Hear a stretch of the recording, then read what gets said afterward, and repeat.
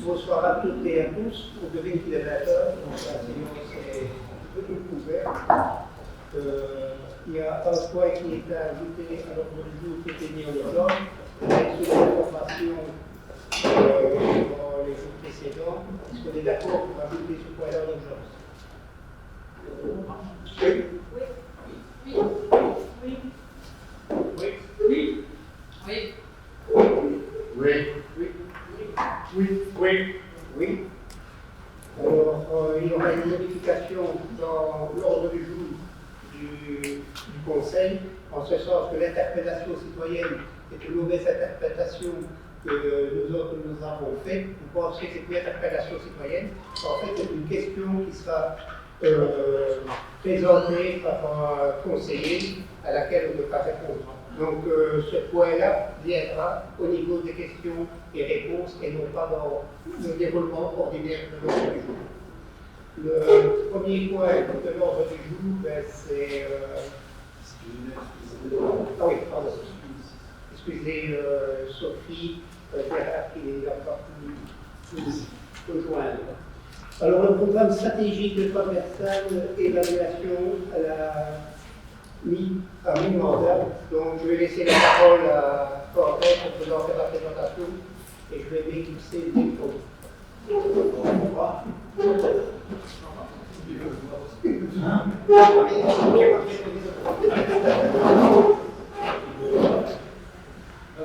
Bonsoir à toutes et à tous.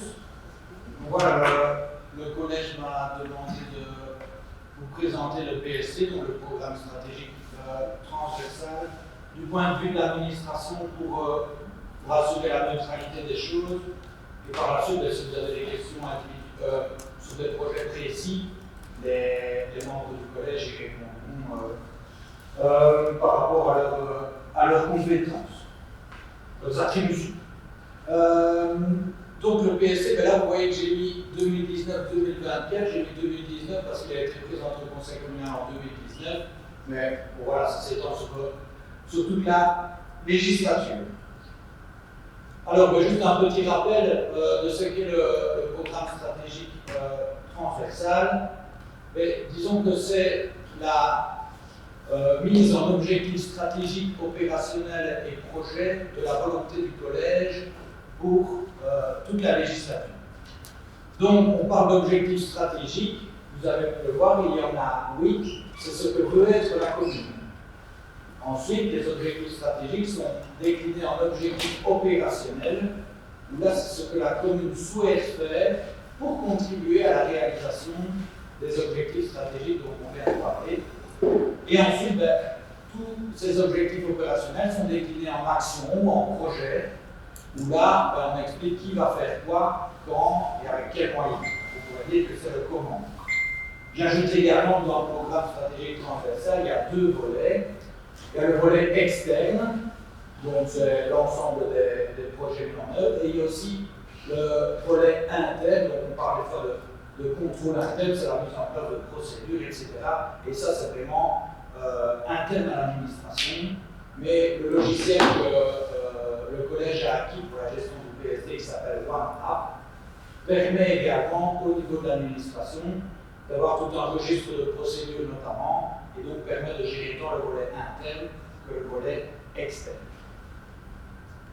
Alors le PSC, c'est une nouveauté. C'est une nouveauté parce que c'est la première fois que ça apparaît en tant que tel au niveau des conseils communaux.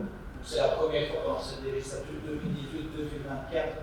2018-2024, hormis évidemment certaines communes qui ont pu réaliser une phase de test, mais c'est la première fois que ça apparaît dans le code de la démocratie locale et qu'on le présente en tant que tel.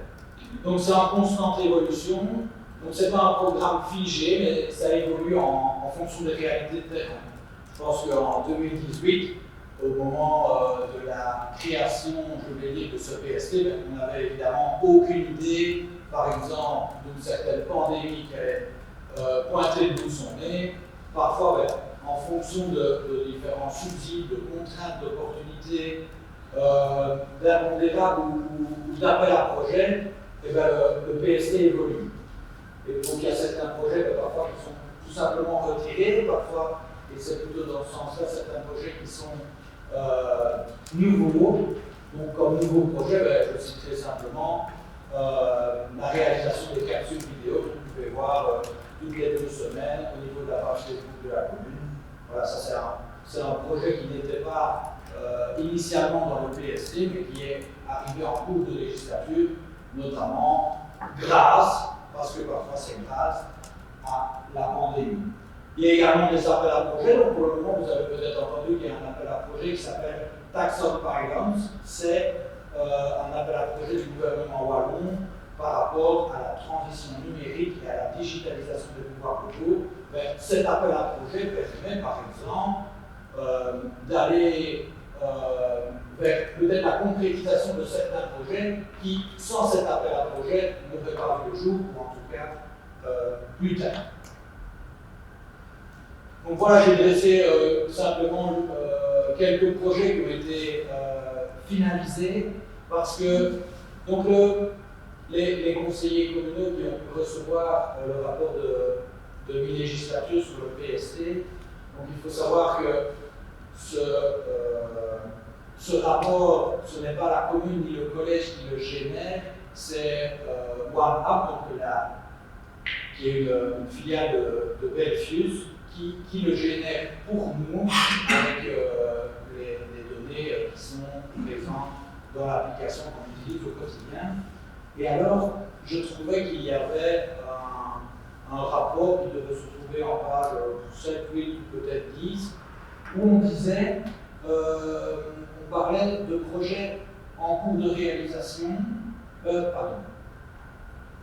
on parlait d'état d'avancement des projets, excusez-moi, et on mettait qu'il y avait, je pense, que 9 ou 10 projets qui avaient été complètement finalisés, mais la lecture est un peu biaisée parce qu'il y a toute une série de projets qui sont récurrents d'année en année, par exemple maintenir le soutien à la bibliothèque, au centre culturel, à la conférence de Saint-Hubert et tout ça. On ne peut jamais dire que ces projets sont terminés parce qu'ils perdurent dans le temps, ils sont récurrents et ils reviennent d'année en année. Donc moi je préférerais parler de regarder plutôt la priorité des projets. À cela, je vois qu'au niveau des projets 2019, il y en a 9, 2020, il y en a 21, 2021, 20, 2022-2024, donc pour le futur, il y en a 24, et les projets annuels permanents dont je parlais juste avant, on voit qu'il y en a 36. Donc voilà, pour moi, c'est une meilleure lecture de réaliser ça comme ça. Et malgré tout, voilà, je cite quelques projets qui sont complètement terminés, complètement ou presque. Il y a engagé un directeur financier commun à la commune et au CPS. Il va commencer le 1er mars, mais je pense que vous serez d'accord avec moi pour dire qu'on peut dire que le projet est finalisé et enfin finalisé, si je peux le faire. Il y a aussi la mise en ligne des ordres du jour et des procès-verbaux des conseils communaux, la remise en place ou la mise en place du marché à Fourrière, la commission consultative agricole, l'engagement d'un éco-conseiller, une éco-conseillère en l'occurrence. Voilà, ça c'est une petite liste non exhaustive de projets qui sont complètement finalisés. Alors, j'ai parlé tout à l'heure des impondérables, ça fait partie du quotidien du collège, ça fait partie du quotidien de l'administration. Je pense que le Covid, voilà, ça fait 2 ans qu'il nous colle au basket, et les inondations ont été quand même assez importantes et ont généré énormément d'attention pendant l'été, donc à partir du 14 et 15 juillet, pendant les mois qui ont suivi. Mais je pense que dans chaque difficulté, il faut toutefois ressortir quelque chose de positif. Je pense que malgré ces impondérables, il y a quand même certains projets qui ont pu peut-être avancer un petit peu plus vite ou tout simplement voir le jour. Donc je les liste ici, hein, c'est aussi non exhaustif. Donc on a réalisé des vidéos qui mettent à l'honneur des commerçants, des indépendants, on en a déjà parlé. On a organisé des marchés de terroir à l'été 2021 qui sont un peu différents des marchés qu'on connaissait actuellement. On a su s'adapter. Et aussi un package de fin d'année qui a été distribué aux aînés pour pour les aider à lutter dans cette période compliquée pour eux, notamment au niveau de l'isolement. Et puis on a un système Bialek qui a très bien fonctionné et qui malheureusement a dû fonctionner énormément au niveau de la pandémie. Vous recevez peut-être des SMS ou un comité de concertation a fini de prendre ces mesures ou un mail. Voilà, ça c'est Bialek, on l'a utilisé beaucoup pendant les inondations. Et on l'utilise régulièrement, par exemple, lorsqu'il y a une vidéo sur un village, ça reste le moyen de transmettre une information à la population de manière assez rapide. Maintenant, évidemment, au niveau du Covid ou des inondations, il y a aussi un impact négatif. Certains projets qui ont ralenti, qui ont avancé peut-être un peu moins rapidement qu'on l'aurait voulu, à cause de cette pandémie. Donc je cite par exemple l'aménagement du rez-de-chaussée de la maison communale. L'auteur de projet, voilà, c'était plus difficile d'organiser des réunions avec lui, et puis aussi le bureau OTUA, on se laisse retoucher au niveau interne par des quarantaines, des dispositifs, etc. Les réunions des commissions consultatives, même si certaines ont pu parfois se tenir en visioconférence, ça a ralenti quand même le processus. La démarche zéro déchet, qui est une démarche aussi participative, fatalement a été ralentie. Et puis au niveau de l'administration, on forme régulièrement le personnel à l'accueil téléphonique ou face à face par rapport aux citoyens. Et là, toutes ces formations, comme les réunions consultatives, ont pu se tenir à distance pour certaines, mais en tout cas, on ralentit notre volonté d'aller de l'avant par rapport à ça. Donc il faut savoir qu'au niveau du logiciel que l'on utilise, par rapport au Covid-19, il y a eu un impact. Donc dans chaque projet, il y a toute une série de facteurs, et on a demandé au gestionnaire de l'application qu'il rajoute une case en indiquant l'impact du Covid-19, est-ce qu'il a été positif, négatif ou neutre. Et on a demandé également à ceux des inondations qu'ils soient fait la même chose. Voilà, tout à l'heure j'ai déjà parlé un petit peu des projets permanents, annuels, donc réguliers. Ce sont des projets qui durent dans le temps et dont on ne peut jamais dire qu'ils sont terminés parce qu'il y a toujours moyen d'améliorer les choses. On en a déjà parlé, intensifier le nombre d'abonnés à Bialek et utiliser ce service en cas de crise. Je pense qu'actuellement, selon les derniers chiffres que j'avais, on a un gros millier d'utilisateurs de Bialek sur le territoire de la commune de Massonne. Mais voilà, on doit toujours faire de la promotion pour essayer d'en avoir encore plus et d'être le plus pertinent possible lorsque l'on doit utiliser ce service. Le maintien à nos partenaires, que ce soit sans culture avec le contrat de rivière, la grande forêt de Saint-Hubert, le géoparc et autres, voilà, ce sont des soutiens récurrents. L'amélioration des voiries agricoles et des voiries en général même, ce sont des projets annuels, analyser les recommandations de la CCATM, mais également d'autres commissions consultatives. Ce sont des projets répétitifs qui sont permanents. Alors, ce qui vous intéresse sans doute le plus, c'est les projets qui sont prévus pour l'année 2022, tout en sachant que, voilà, aujourd'hui, on sait très bien ce qui se passe, mais que se passera-t-il dans 3 mois? Revivrons-nous un confinement? Revivrons-nous des inondations? Autre chose peut-être encore. Mais en tout cas, voilà les projets sur la table pour l'année 2022. Et vous avez pu voir dans l'ordre du jour aujourd'hui qu'il y a déjà pas mal de dossiers qui sont sur la table et qui vont permettre d'avancer dans certaines actions.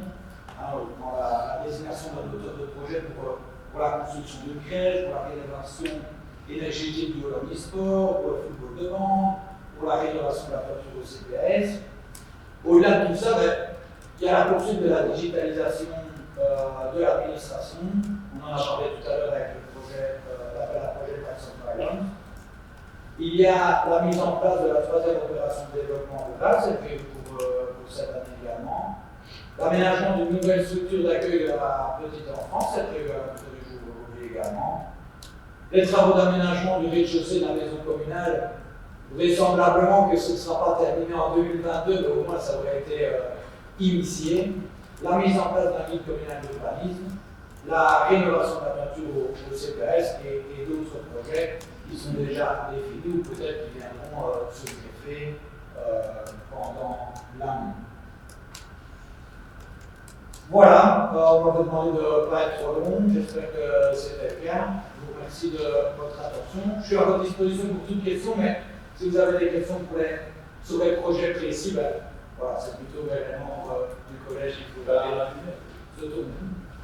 Merci. On va rallumer.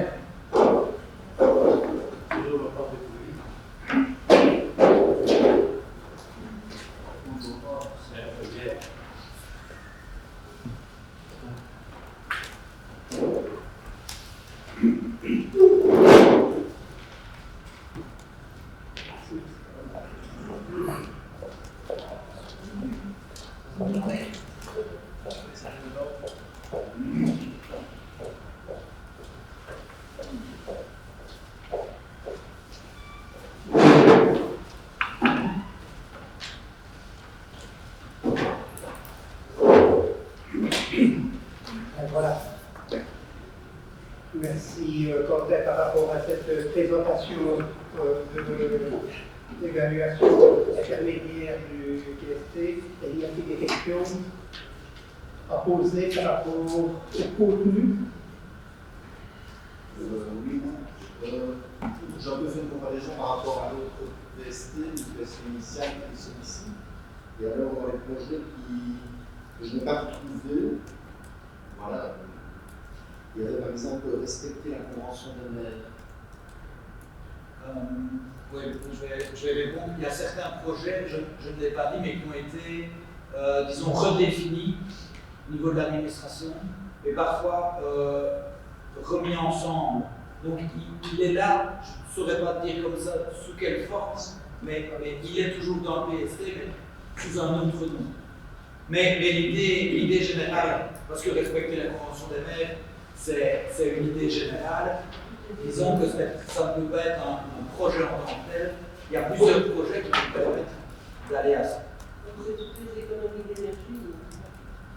Oui, ça je sais, mais la commune nationale s'est quand même engagée dans la convention des maires. Et donc, je trouve quand même important de conserver au niveau du PST.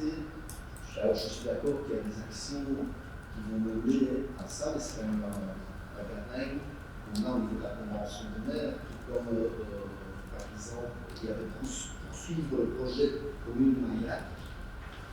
Ça, je n'ai pas retrouvé non plus. Mais maintenant, c'est repris. On a un subside global avec le PCDN, le boulevard Maillard, la communication et la semaine de l'art. Ça ne fait plus qu'un seul projet, biodiversité. Et pour l'ensemble des projets, on reçoit un subside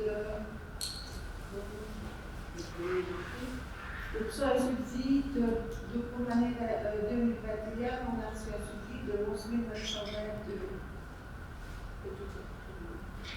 Pour l'ensemble des projets. Toutes ces actions-là pour recevoir des subsides par compartiment ont été globalisées en une seule enveloppe. Et donc c'est dans ce cadre-là qu'au niveau du PST, on ne le décrit plus comme une action individuelle, mais dans un portefeuille d'action globale. Je comprends que ça s'élisa, parce que la convention des maires, elle existe toujours.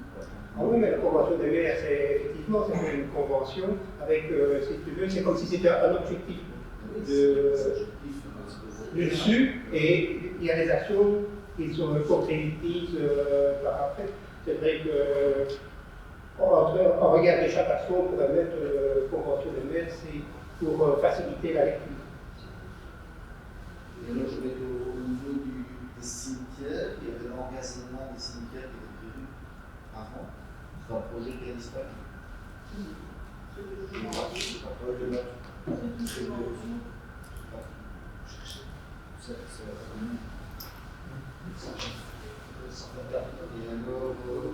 je n'ai plus l'investissement dans le réseau d'eau.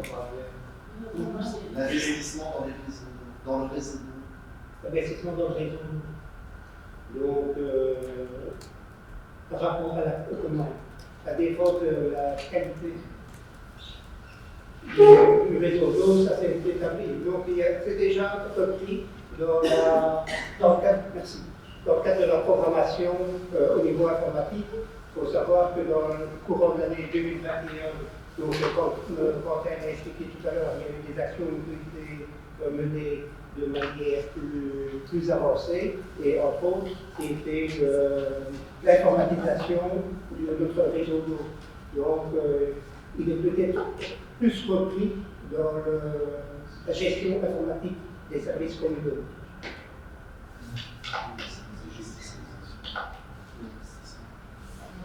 Est-ce qu'il c'est peut-être un qui consécute quand il y a un changement d'action, s'il est remplacé par d'autres, nouveau et un nul? On peut transmettre par la suite. Oui. On peut se faire un suivi aussi, parce que c'est bien que les documents évoluent, mais il faudrait quand même qu'on sache pourquoi le document reste. Par contre, voilà, j'étais assez content de voir, par exemple, que dans les nouvelles actions, il y a l'étude pour un nouveau quartier. Ça, nous l'avions évoqué lors du projet de rachat à Sylvie. Et un nouveau quartier, un éco-quartier. Donc là, maintenant, on sera à disposition de la réflexion. Et alors, je voulais vous avoir une info sur l'écotine. Vous parlez d'un écotine. Oui, c'est toujours en cours. Et c'est quoi l'écotine? C'est des actions qui tendent vers des économies. C'est au niveau de l'administration, c'est une équipe sur base volontaire qui a été concoctée au niveau des deux administrations, du CPS et de la commune, pour tendre des économies d'énergie en interne. Et ça veut dire qu'ils vont remettre des avis sur des projets. Ils ont déjà remis des avis, par exemple, sur la qualité de l'eau, sur qu'est-ce qu'il y a eu d'autre, faire des Le palier, le le tri des déchets. Mais c'est interne. Ça, c'est un projet interne vraiment aux deux administrations en synergie.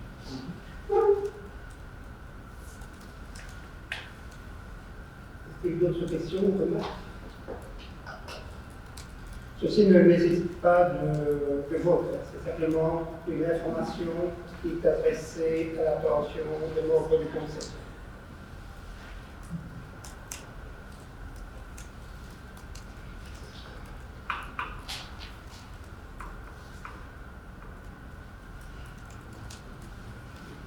Pour la 2, acquisition et installation de bâtiments préfabriqués, la crèche de Bisounours à côté du port de Charal.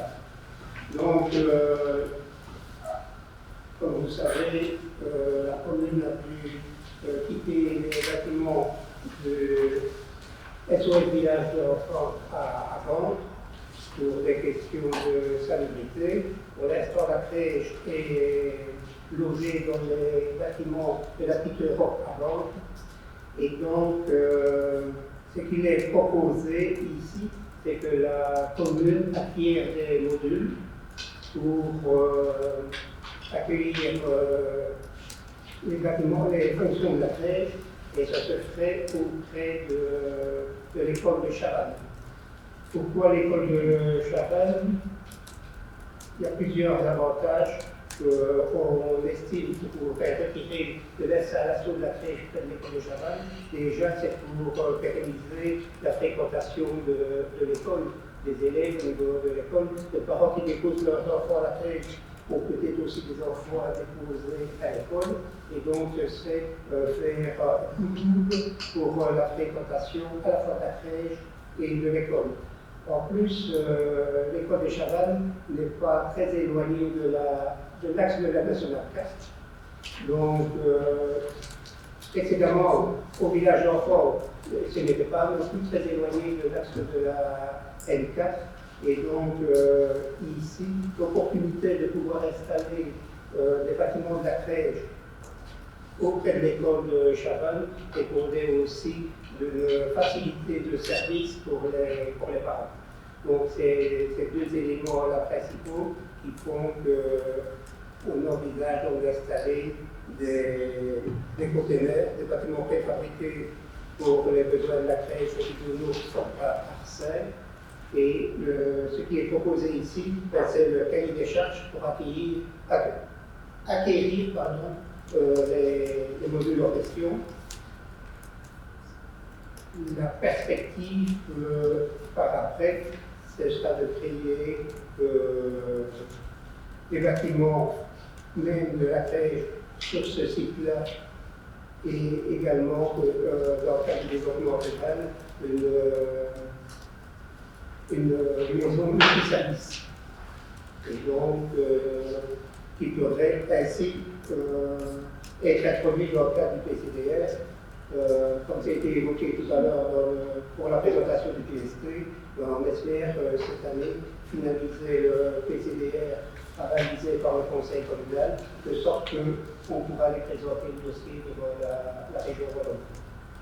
Donc, ici, les modules qui sont que la commune souhaite acquérir, c'est temporaire. Temporaire, en nous disant que ce n'est pas pour quelques mois, mais peut-être 2 ou 3 ans. Il faut que le PCDR soit appliqué. Y a-t-il des questions par rapport à ce marché? Est-ce qu'on sait ce que vont devenir les modules quand la crèche retournera dans le bâtiment? Alors, l'idée déjà, c'est de les acquérir et de ne pas les livrer. Parce qu'il est probable que pour certaines de nos écoles, on aura encore besoin de prendre le fils de fourrière. S'il y avait encore des besoins d'aménagement par la suite. Tout ça est aussi dans l'idée que si le CPS un jour revenait vers la Somme, puisque les deux administrations peuvent être recoupées, vous pouvez suggérer qu'elles soient recoupées. Dans ce cadre-là, on aurait encore besoin de ces bâtiments-là. Si maintenant il n'y en avait plus d'utilité, on met ça sur le marché pour s'en défaire. On aurait peut-être aussi besoin d'une école d'Henri, éventuellement une classe aussi, qui serait juste pour. Je pense qu'il pourrait nous servir dans une école.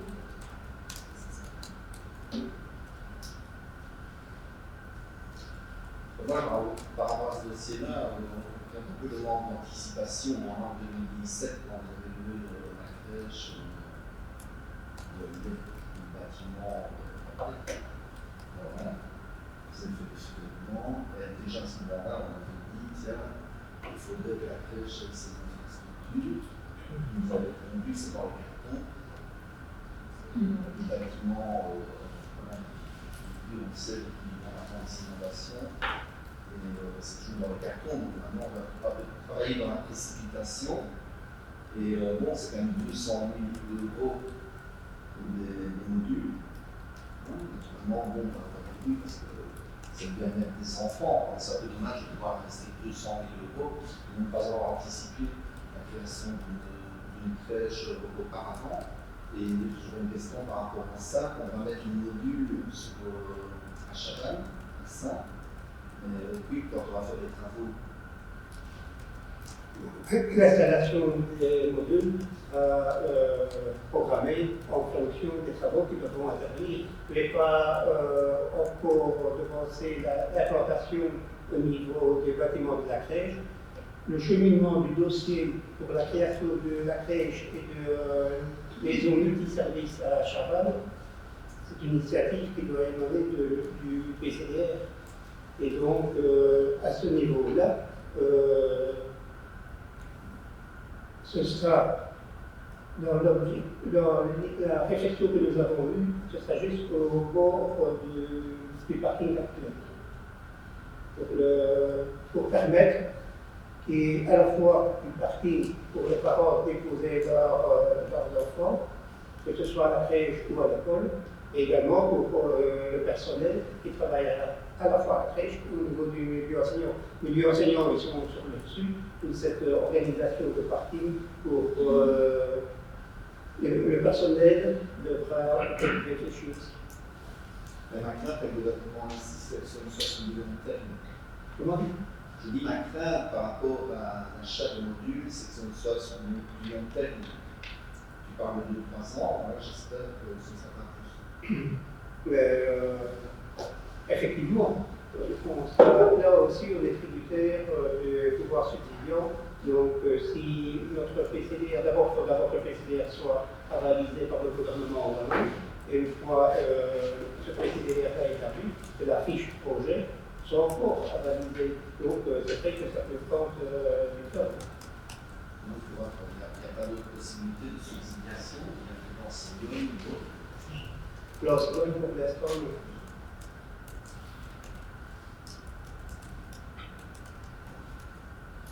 À votre remarque?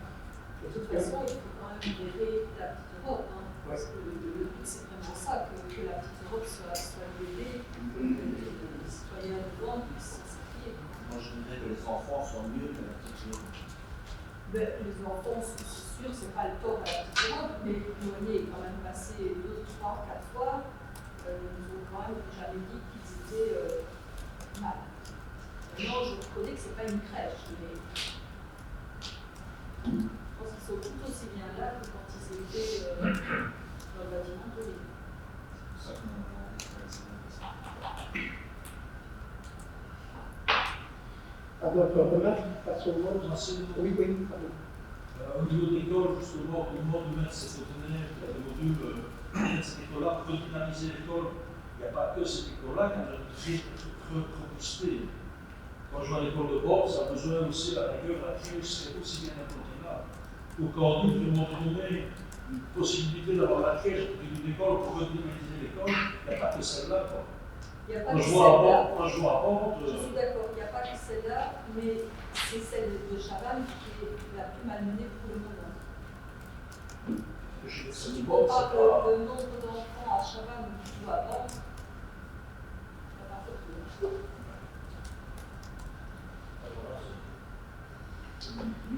Je suis d'accord avec les supports. Et l'école de Chavannes, c'est un nouveau programme. Oui. Mais tout le monde n'adhère pas à ça. Non, tout le monde n'adhère pas, mais il y en a peut-être d'autres qui adhèrent pas, justement. Moi, je vois quand même que depuis la rentrée, il y a quand même eu pas mal de choses qui se sont faites, de personnes qui se sont intéressées. Je ne sais pas si vous avez vu le reportage sur TV News. Enfin, je pense que c'était la solution pour sauver l'école. On n'avait pas une solution. Les enfants partent souvent côté de marche, malheureusement. Et je pense que le fait d'avoir créé cette école-là, d'abord, je pense qu'on avait besoin sur la commune. Il y a des enfants de la commune qui sont partis ailleurs, pour aller dans des écoles pareilles. Si elle peut fonctionner sur la commune, voilà. Non, ça ne va pas se faire sur une ou deux rentrées. Je pense que là aussi, il faut laisser un petit peu de temps et que cette pédagogie se mette en route autrement. Moi, je crois. Et je dis que les parents qui vont déjà amener leurs enfants à la crèche, s'ils ont un deuxième enfant, ben, ils auront aussi facile de mettre le premier à l'école à Chavannes et conduire le deuxième à la crèche. Non, c'est peut-être que je rêve, mais bien souvent, c'est plus facile. Je n'ai pas lieu à aller.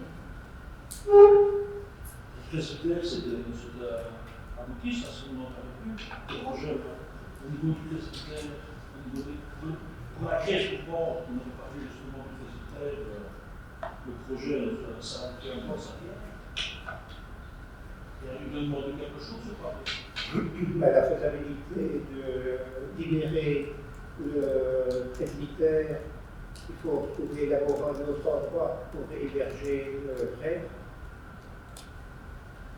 Avoir l'accord de l'évêché pour que ce bâtiment-là perde la fonction de presbytère, pour faire un parallèle avec l'ancien presbytère de Fourrière, il a toujours la fonction de presbytère. Donc le jour où les déchets demandent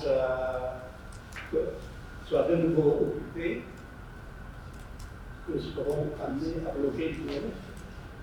Pour l'instant, c'est les bureaux qui sont occupés par le préfecture qui sont occupés par les bureaux du BF. Donc, on n'a pas un accord définitif comme ça.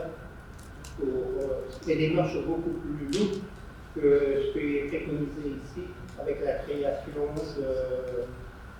d'une nouvelle règle.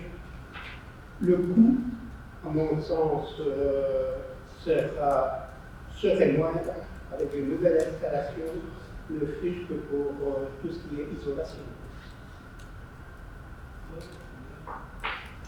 Alors, on peut comprendre qu'on veuille le laisser avant.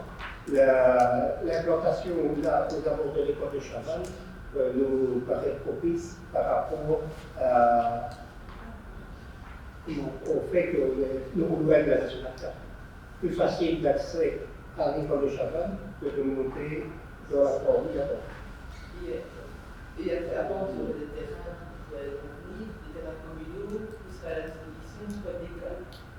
Et toujours des diplômes, c'est ça que je voulais savoir. Donc c'est aussi une facilité ici dans le fait, voilà. Non, je suis d'accord avec toi, Florence, quand tu dis que la crèche a servi à amener les élèves dans l'enseignement à Chavannes.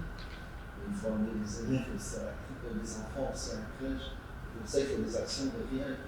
Et donc, sur Chavannes, on sait qu'il y a un projet de logement avec des appartements à la maison. Donc, on peut penser que les ménages vont venir s'installer, il y a de la vie, amener des enfants à la crèche, etc. Donc, il faut travailler aussi sur les autres villages pour continuer à avoir un public qui vient dans l'enseignement. Oui. C'est ça que je parlais tantôt d'évocation d'un nouveau quartier, ça prend aussi de renouveler, d'attirer, mais aussi que les gens puissent visiter sur le commune. Alors, passons au vote, oui. Oui. Oui. Oui. Oui. Oui. Oui. Oui. Oui. Oui. Oui. Oui.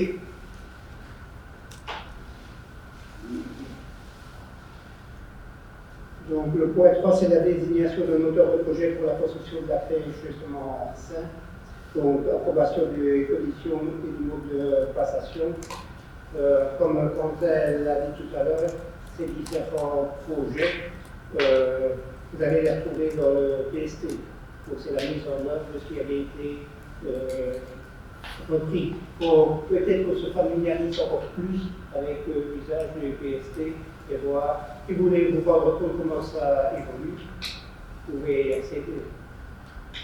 Voilà, est-ce qu'il y a des questions par rapport à ce cahier des charges-là pour définir un auteur de projet? Une remarque. Oui. Enfin, il y a du mélange avec les points, enfin, c'est moi qui mélange 3, 4, 5, 6, 7. On parle souvent d'un architecte, d'un architecte apparaît en lieu et place de l'auteur du projet. Pour parcourir simplement, je dirais que plusieurs dossiers, il y a 6 formes d'architecte. Nous n'avons pas la fonction, le titre d'architecte, il faut passer par l'auteur de projet. Merci pour ta remarque. On va intégrer les différents points. Y a-t-il d'autres remarques? Passe au vote. Oui. Oui. Oui. Oui. Oui. Oui. Oui. Oui. Oui. Oui.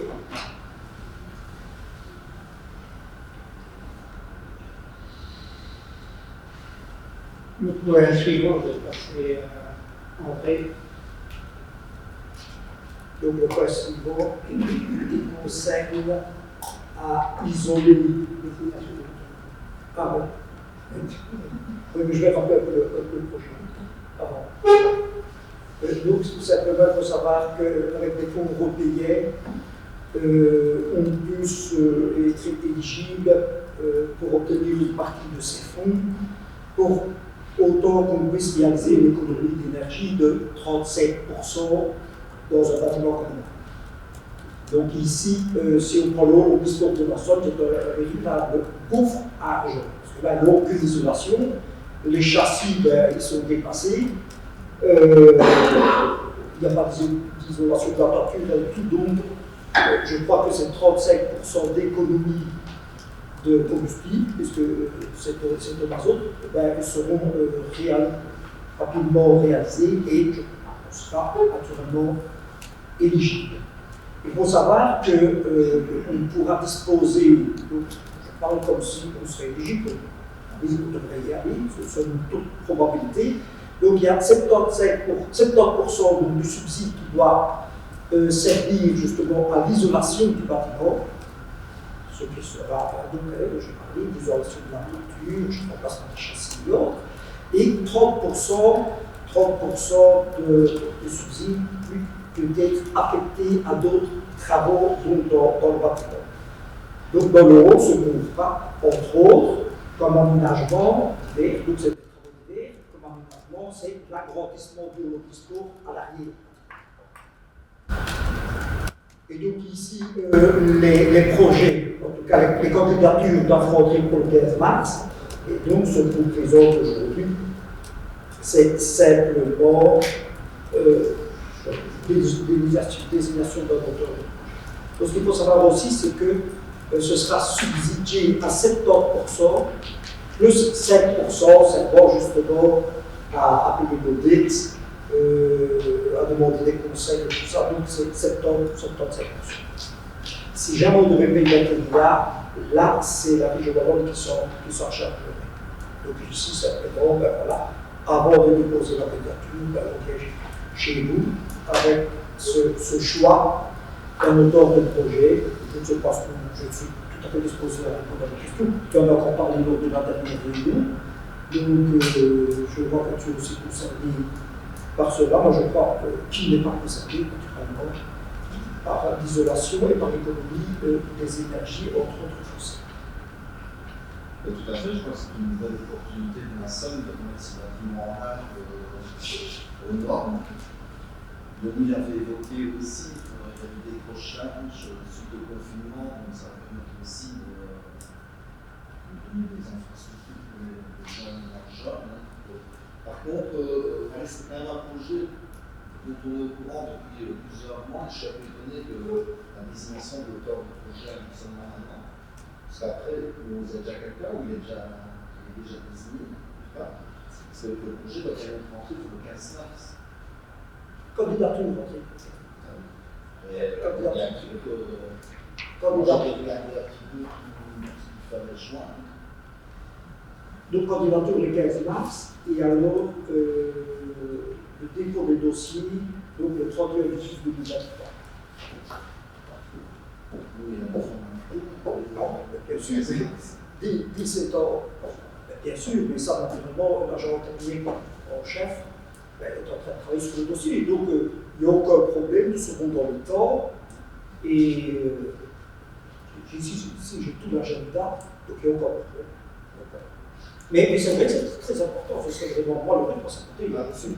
En ça, je suis tout à fait d'accord avec vous. Surtout que, il faut savoir que maintenant, avec la ratification de l'octroi des subsides, obtenir Olonispo uniquement pour une seule commune, premièrement, on a réduit le montant des subsides, et deuxièmement, lorsque j'ai été à l'exposé de l'UNES, il a bien dit que ces dossiers-là, ils étaient dans le droit. Donc je pense que c'est une opportunité et d'isoler le bâtiment, donc ça veut dire moins de coûts de chauffage pour la commune, et deuxièmement, comme tu le dis, de moderniser le bâtiment, de le remettre un peu au temps actuel. Il a 50 ans, il y a certains matchs qu'on doit aller, je prends du football en salle ou quoi, on doit aller, quand c'est des championnats, on doit aller faire ces matchs-là ailleurs, tout simplement, notre rôle ne dispose pas des mesures de périmètre nécessaires.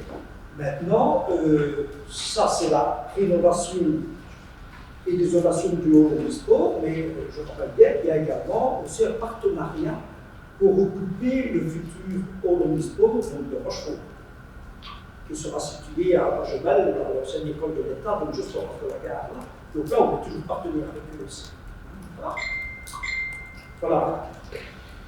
Pas d'autres questions? Passe au vote. Oui. Oui. Oui. Oui. Oui. Oui. Oui. Oui. Oui. Oui.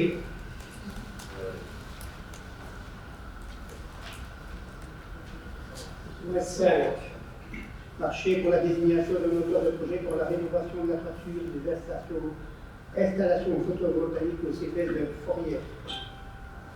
Donc, dernièrement, la commune a dû intervenir au niveau de la toiture des CPS qui pouvait infecter de certaines bestioles, insectes qui s'est attaqué à la charpente. Et donc le traitement est intervenu. Et lors de ces travaux-là, on s'est rendu compte qu'il était nécessaire de procéder au renouvellement de la toiture. Et donc, plus l'installation des panneaux. Et donc, ici, c'est pour la désignation de l'auteur de projet à ce niveau. Le projet là aussi. Voilà, vous avez des questions? Donc là, c'est sur fond propre, on n'a pas trouvé de subside. Pour l'instant, c'est effectivement sur fond propre. Enfin, c'est un peu dommage, il faudrait faire la chasse effective. Et alors, j'avais aussi une réflexion. Donc, dans le PST, vous allez essayer d'adapter les véhicules communaux à des motorisations actuelles, je vais dire, donc électriques. Et est-ce qu'on ne profiterait pas de ce projet pour l'installation de bornes de recharge électrique? Puisqu'il y aura des panneaux photovoltaïques, c'est peut-être le moment de mettre des bornes de ZAP. Oui, oui, Les véhicules communaux et les enseignants à côté, le personnel. Donc ici, si tu viens déjà 2 bornes électriques ici, on va en ajouter 2. Donc il y a des bornes de rechargement, mais pour les batteries vélo. Et alors il y a aussi un projet de réaliser d'autres bornes électriques pour les vélos, mais également pour les voitures au sein de la commune. Donc, le dossier doit rentrer pour fin du mois. Et donc, on est en train de chercher des endroits stratégiques où on pourrait disposer donc, ces stations de rechargement. On aura probablement une à Nassau, probablement une à Borne, à proximité de la nationale 4, surtout pour les voitures, c'est intéressant. Et d'abord, il faut savoir qu'on a droit à 8. Oui, mais c'est 8, c'est pas 8 stations pour la commune. C'est 8 zones de rechargement. Comme les pompes à carburant, ben c'est exactement la même chose, mais c'est je ne sais pas comment ils appellent ça, des pompes ou en tout cas des surfaces de rechargement. Donc, par exemple, une station peut composer 2 engins pour recharger tous les véhicules.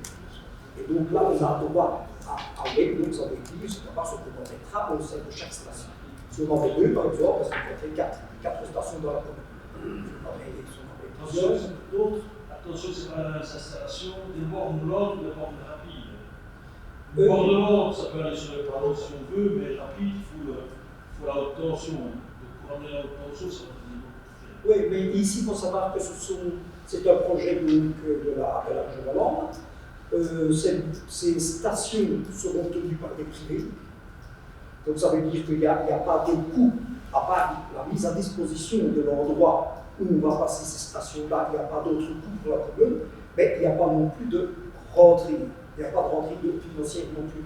Simplement ici, il y a une aide de la région, parce qu'il est évident qu'en région rurale, il y a quand même la population n'est pas ce qu'elle est ce qu'on retrouve dans les villes, et donc ici, il y a une aide de la région, simplement pour multiplier ce nombre de stations de rechargement dans notre province. Donc pour la province, il y en a 343 de prix. Donc, oui, c'est ça. Moi, je vais juste poser la question. Donc, il y a déjà des panneaux photovoltaïques pour l'instant. En fait, quand le cahier des charges ici, c'est rénovation de la place et repose de ces panneaux-là qui existent déjà, mais on en rajoute. Il faudra voir la qualité des panneaux qui sont en place à l'heure actuelle. Si ils sont Bon, Le but est quand même d'augmenter il y a le nombre de des années de la pétrole, sinon ce Donc, sera augmenter si possible. D'où l'intelligence de la mise en public, c'est parce qu'on ne profite pas d'eux. Il y a ce projet-là, mais indépendamment de ce projet-là, je crois qu'il devrait y avoir une réflexion sur le bâtiment du CPRS. Comme je l'ai dit, il y a des enseignants qui viennent, il y en a d'autres qui viennent à Saint-Oustro, il y a tout le membre du personnel du CPRS, etc. Donc de profiter de l'opportunité de faire la toiture, de mettre des panneaux, pour promouvoir aussi l'autoconsommation.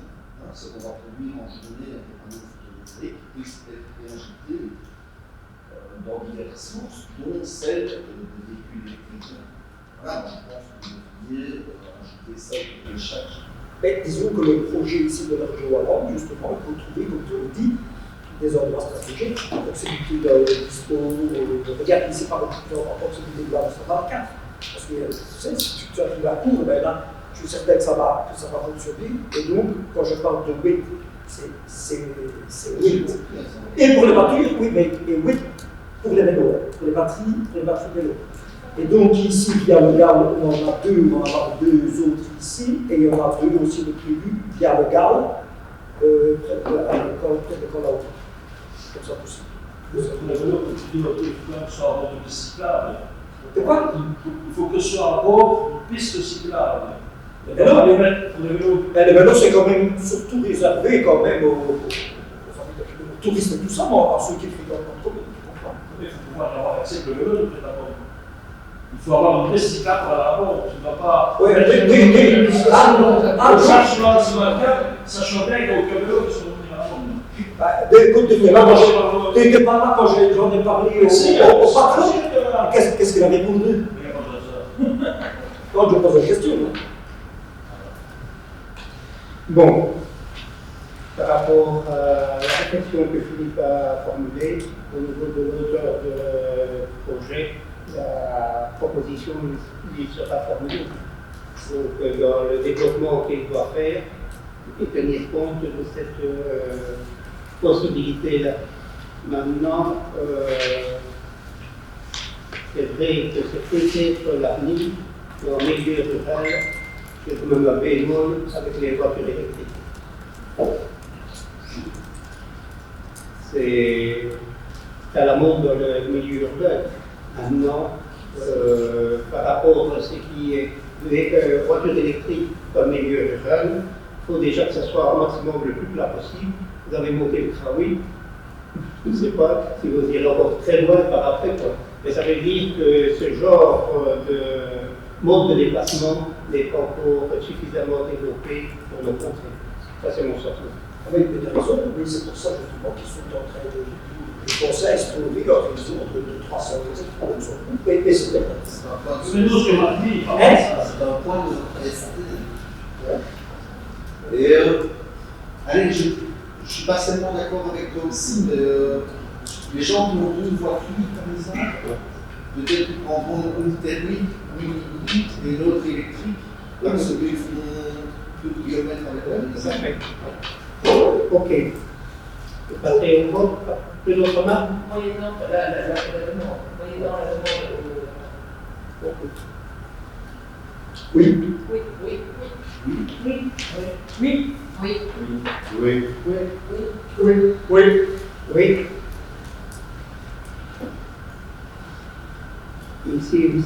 Voici ces désignations d'un auteur de projet pour la rénovation énergétique et la transformation des installations de compétences. Oui, c'est exactement la même demande que pour le Holo-Busbourg.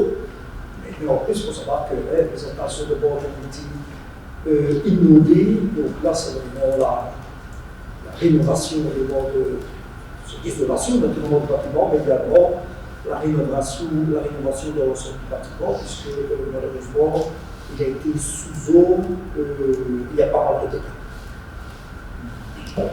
Alors, c'est une demande de subside, donc il y a la rénovation énergétique aussi, mais il y a un autre programme qui est pour les inondations spécifiques. Vous allez quand même rentrer le formulaire des inondations. Celui-ci rentre dans les inondations. Oui. Comme quelque installation de prière, que je fais, rentre également dans les inondations. Ici, c'est le même programme que ma seule, C'est pas bien enlever les fonds C'est pas il y avait le fonds forcément populaire. une inondation. Oui.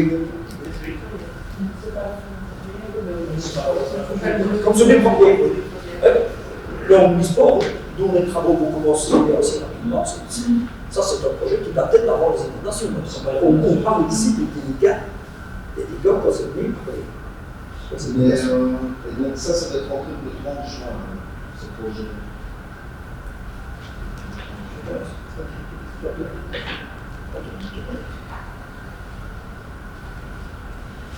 Mais alors, ce qui est possible aussi, c'est de demander une dérogation à un article, c'est un article 15. Donc cet article-là qui ne peut pas faire de travaux tant qu'on n'a pas la promesse de subside, etc. En demandant la dérogation à cet article-là, on peut déjà entamer des travaux d'urgence sans avoir encore les subsides et son oui, d'accord, mais l'architecte des transports est déjà plus tout. L'architecte des transports est déjà plus. Et pour le haut, et à bord, et à Fadière.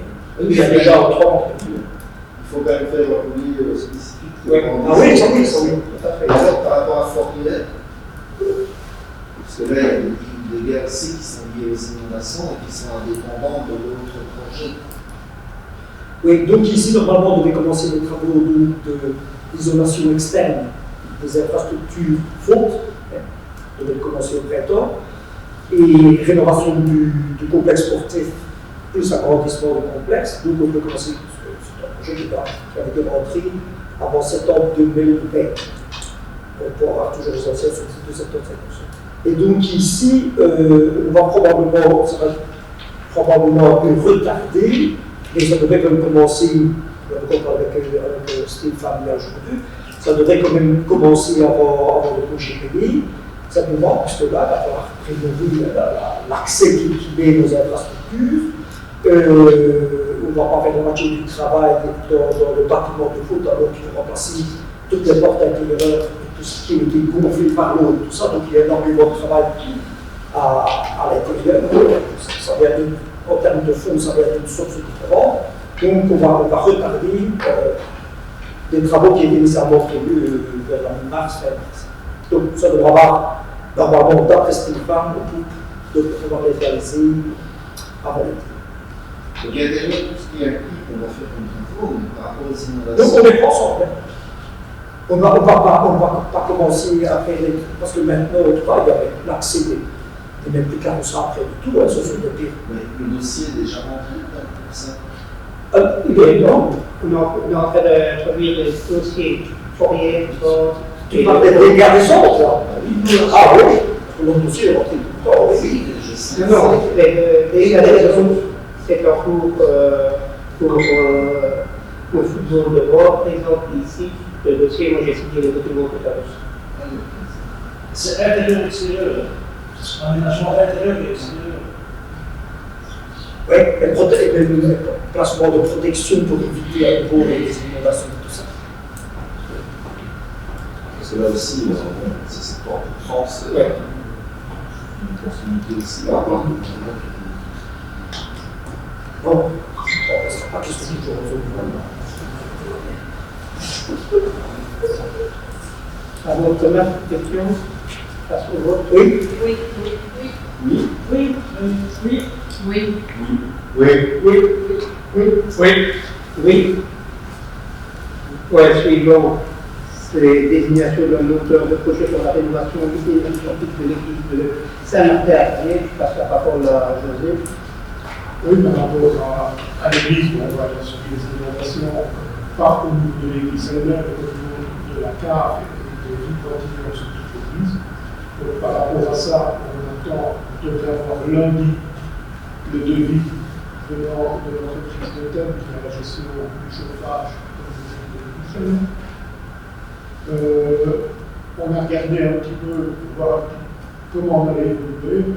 On voudrait ne pas réinstaller de chaufferie en cave pour éviter à l'avenir ce genre d'événement. Plusieurs solutions se présentent à nous. Une des premières, ce serait de mettre des lustres chauffants infrarouges. Et là, il y a ça.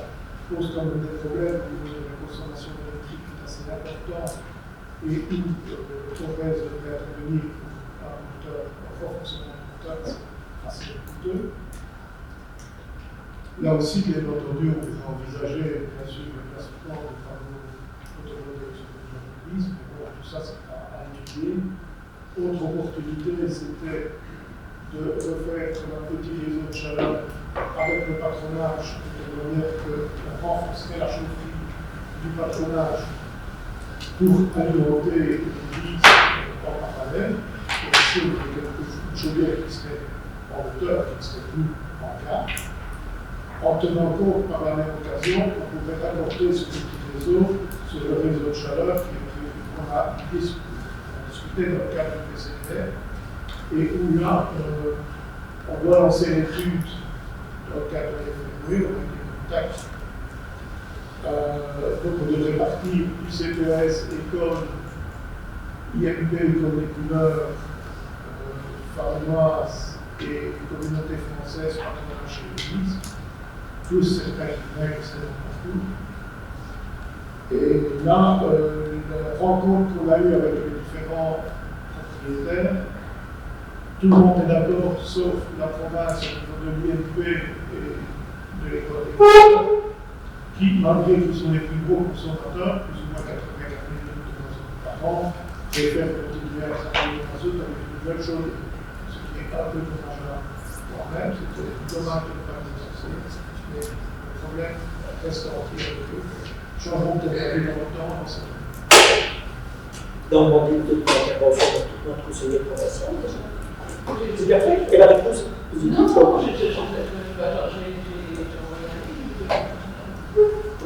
Finalement, le devis porte sur quoi le devis que tu as en main? Le devis, c'est pour demander à l'hôtel de faire deux devis. Un devis par rapport à ce qui existait et si on faisait un remplacement par rapport à l'assurance. Ça, c'est le premier devis. Le deuxième devis qu'on lui a demandé, c'est pour voir si on faisait un réseau de chaleur avec le patronage, ce qu'il faudrait changer, donc pouvoir le faire. Et donc, forcément, le tuyau et les souffleries comme ici par l'église.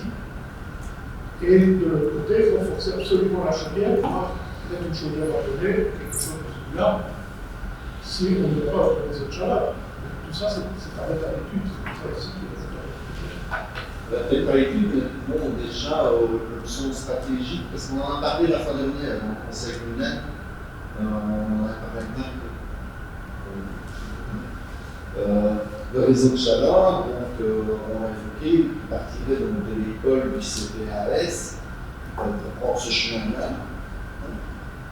La communauté française, c'est la province, mais moi je privilégierais l'autre côté, en traversant le village, pour alimenter également toutes les maisons.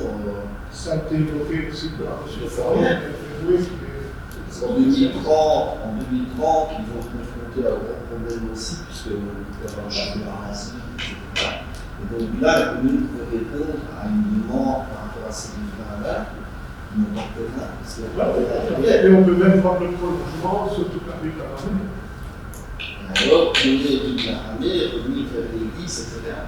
Et je pense que quand on voit le réseau de chaleur ici à Nassau, le futur à Grune, etc., pour sa rentabilité qui fonctionne, on peut se passer en envie de la communauté de la province, de la communauté française. S'ils viennent avec, c'est encore mieux, mais voilà, je pense qu'on peut s'en passer. Et donc, moi je trouve que ça aurait été préférable de privilégier cette stratégie-là. Mais on n'aurait pas négligé les résultats. Et ça permettrait aussi de refaire le centre de Fourrière, en faisant les bouclages, en faisant les trottoirs, et d'avoir une solution transitable pour l'église, mais pas 150 000 €, parce que c'est ce qui est ça. Là, on trouve que ça peut.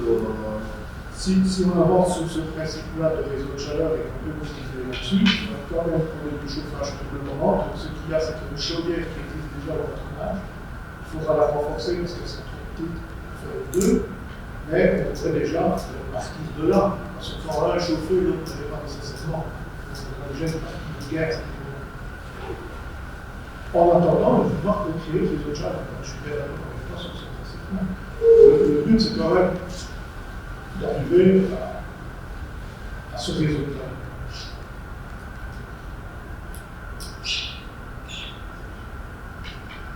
Pas d'autres questions, Thomas, par rapport à cette désignation-ci? À son vote? Oui. Oui. Je m'abstiens. M'abstiens. M'abstiens. Oui. Oui. Oui. Oui. Oui. Oui.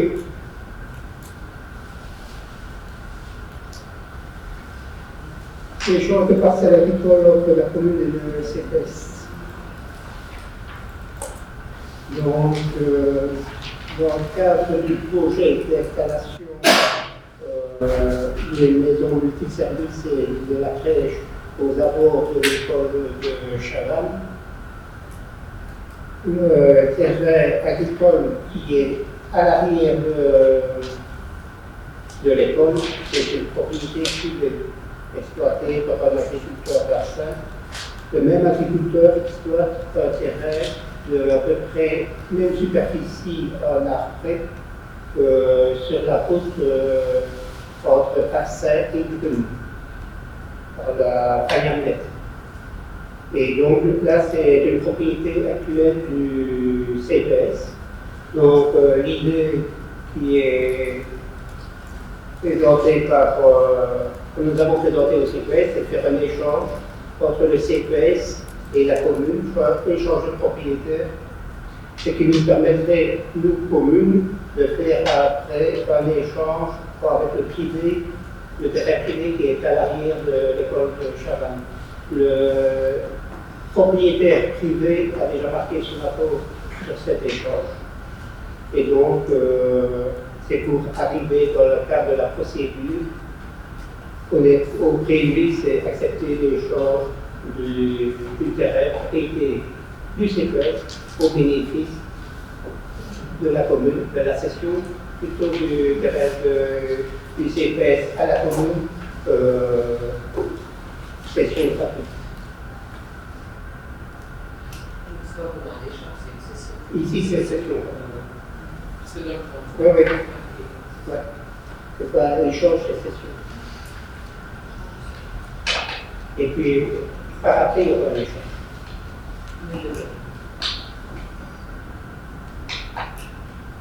Avez-vous des questions? À son vote? Oui. Oui. Oui. Oui. Oui. Oui. Oui. Oui. Oui. Oui. Oui.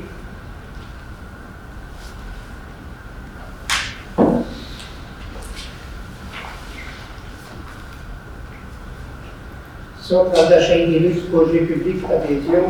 Donc, Idelux, projet public,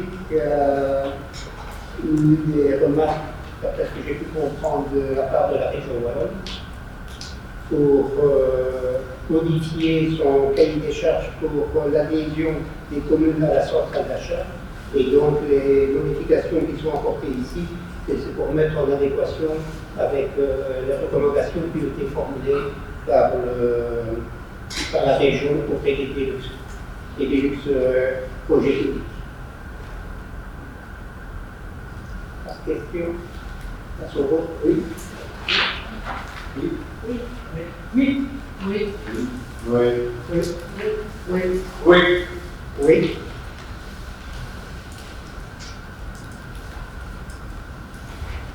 Le point 10. Comme ça a été présenté tout à l'heure dans le cadre de la présentation intermédiaire du PST, donc la commune investit fortement dans tout ce qui est matériel informatique. Et je vais passer la parole à José qui va nous expliquer un peu davantage de quoi il s'agit. Oui, dans ce cadre-ci, on arrive quand même à un équipement informatique qui devient de plus en plus conséquent et de plus en plus complexe. Par rapport à ça, on se rend compte qu'on a besoin d'un technicien informatique qui peut faire le lien entre la société qui fera la gestion de notre réseau et de nos serveurs.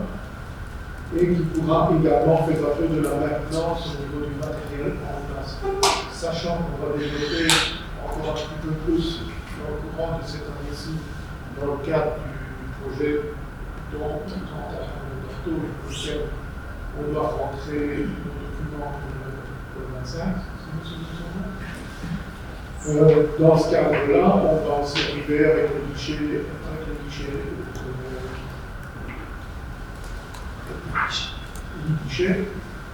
et le guichet, les documents entrant et sortant vont également scannés. Donc, par rapport à ça, on a une gestion de plus en plus complexe au niveau de l'administration et au niveau de CPAS.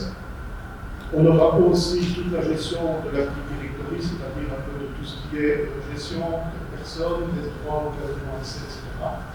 Et là, on trouvait que c'était important d'avoir une personne qui puisse prendre ça en charge et de ne pas mettre ce travail en complément sur le double de tête au sein de l'administration à des gens qui n'avaient pas nécessairement une formation suffisante pour pouvoir effectuer ce travail.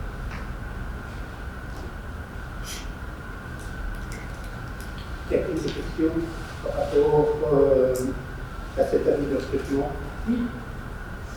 Moi, je suis interpellée par rapport au barème qui est proposé pour la base de référent informatique, donc qui est le D4, qui correspond évidemment au diplôme que j'ai demandé, mais au vu de ce que tu viens de nous dire et au vu de la liste de fonction, voilà, je suis interpellée par rapport au niveau du diplôme. Je pense que pour moi, ça devient plus un diplôme de bachelier et pas un diplôme de l'unité, que ce soit technique informatique ou pas. Tu dis qu'on doit gérer la petite directory. Je ne suis pas persuadée que quelqu'un qui a fait ses sonorités, ça serait uniquement dans l'informatique, sera capable de faire ce genre de choses-là. Donc voilà, je suis interpellée par rapport au barème, donc D4, je pense déjà par rapport à ça, dans quelle carrière au niveau RGB vous l'avez positionné, si c'est au niveau de carrière administrative ou spécifique, on va voir un peu l'évolution du point de vue barème qui est prévu, pardon. Ou est-ce que vous le proposez en personnel spécifique et dès lors vous pourriez le mettre en B, qui est le barème de l'HG? Oui. Je suis tout à fait d'accord avec toi. Disons que des 4, c'est la formule la plus favorable pour nous. Mais c'est vrai qu'en termes de compétences, de la fonction sollicitée, on peut se poser des questions. Franchement, on peut se poser des questions. Parce que si c'est pour faire des petits ajustements et des petits réglages, là, on ne sera pas invité d'aller trouver un technicien qui va nous coûter aussi de l'argent. Donc, c'est vrai qu'il a réfléchi beaucoup. Maintenant, rien n'empêche un gradué, donc, qui a un diplôme supérieur de cours, de solliciter. Maintenant, il aura un salaire de D4. On a eu des universitaires. On voit un D6. Un D6. Enfin, si c'est le D4 qui a été retenu, je ne suis pas du tout certain qu'on va trouver quelqu'un, parce que quelqu'un de compétent, je vous dirais. Mais ici, regarde, il y en a deux où on a organisé un examen D4 et il y a une université qui a sollicité, qui avait un résultat extraordinaire, elle a travaillé comme employée. Rien n'empêche pour un gratuit de. Elle est partie pour d'autres raisons. Si on a un peu. Écoute. On voit que dans une autre commune, ils avaient laissé l'opportunité de plusieurs échelles, finalement, qui étaient engagées dans cette commune, c'est un D4. Et il n'y a eu que cette candidature D4 qui est rentrée. Donc pourquoi aller mettre un niveau supérieur si on n'est pas certain d'obtenir la personne adéquate que nous autres nous souhaitons? On aura peut-être des personnes qui seront peut-être plus qualifiées, mais en mettant au moins à ce niveau-là, on espère avoir quand même des personnes qui répondent à notre appel d'offres. Il est probable que ces personnes qui sont plus qualifiées vont travailler dans des administrations ou dans le privé. Maintenant, s'il n'y a pas de candidats, si les candidats, malheureusement, loupent l'examen, ne réussissent pas, on se penche en nous sur ce dossier-là, on regarde peut-être autre chose. En tout cas, par rapport au profil demandé, il est vrai que ça ne correspond pas au statut qu'on va donner à l'envie. Maintenant, il y a peut-être d'autres solutions aussi. L'utilisation de cette personne. Ça devient un full-time pour la commune de Vincennes et le CPS, justement. C'est toujours aussi sur. La personne s'est occupée à temps plein. Oui. Et assez pour. Et tu auras peut-être aussi les écoles qui vont se greffer dessus. Les écoles vont se greffer aussi dessus, le CPRS, la commune. D'un autre côté, il y aura aussi tout le suivi de ce qu'on a dit tantôt de toute façon, et alors une participation volontaire aussi de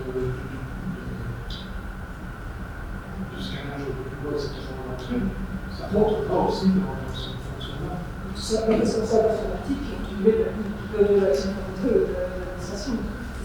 Oui, maintenant, si tu regardes au niveau des écoles, etc., ils te sortent l'équivalent de ce qui ne sont pas des bacheliers. Oui, je trouve rien. Et si malheureusement, il n'y a personne qui a pas de rien, et une fois que tu rentres pas dans des choses plus complexes, donc on fait une référence. On devra appeler quelqu'un du secteur qui va chercher de l'argent. À la société qui organise la maintenance, avec un marketing derrière, etc. Voilà. Automatique. On peut passer au vote? Oui. Abstention. Abstention. Oui. Oui. Oui. Oui. Oui.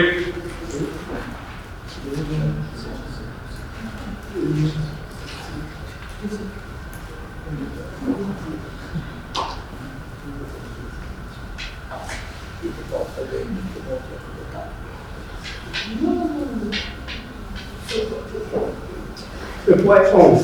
Appel d'offres en vue de l'octroi de droits de superficie sur des parcelles de la commune de Masson pour l'installation et l'exploitation d'éoliennes.